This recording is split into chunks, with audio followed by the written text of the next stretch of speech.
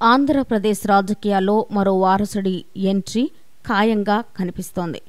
గీతం యూనివర్సిటీ వ్యవస్థాపకులు ఎంవీవీఎస్ మూర్తి మనవడు, cine hero, Hindupuram MLA Balakrishna చిన్నలుడు శ్రీభరత్ తన రాజకీయ రంగ ప్రవేశంపై తాజాగా స్పందించారు.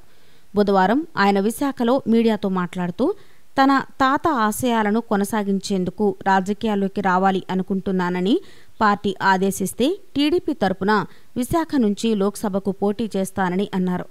ఆంధ్రప్రదేశ్ స్వర్ణాంధ్రప్రదేశ్ కావాలంటే మళ్లీ తెలుగుదేశం పార్టీయే అధికారంలోకి రావాలని రాష్ట్ర ప్రజలంతా భావిస్తున్నారని శ్రీభరత్ అన్నారు.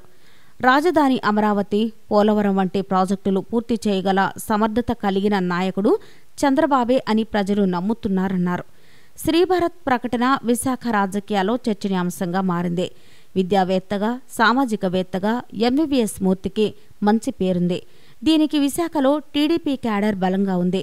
గత ఎన్నికల్లో టీడీపీ మద్దతిచ్చిన బీజేపీ అభ్యర్థి ఖమ్మంపాటి హరిబాబు భారీ మెజార్టీతో గెలుపొందారు. ఈసారి బీజేపీతో పొత్తు ఉండనందుకు టీడీపీ నేరుగా తన అభ్యర్థిని నిలబెట్టనుంది. ఈ స్థానంపై శ్రీభరత్ ఆసక్తి చూపిస్తుండటంతో టీడీపీ అధిష్టానం ఎలా స్పందిస్తుందో చూడాలి. బాలకృష్ణ చిన్న కుమార్తె తేజస్విని శ్రీభరత్ వివాహం 2013లో జరిగింది.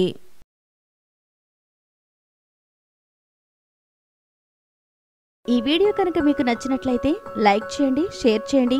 ఇలాంటి లేటెస్ట్ వీడియోస్ కోసం మా ఛానల్ని సబ్స్క్రైబ్ చేసుకోండి.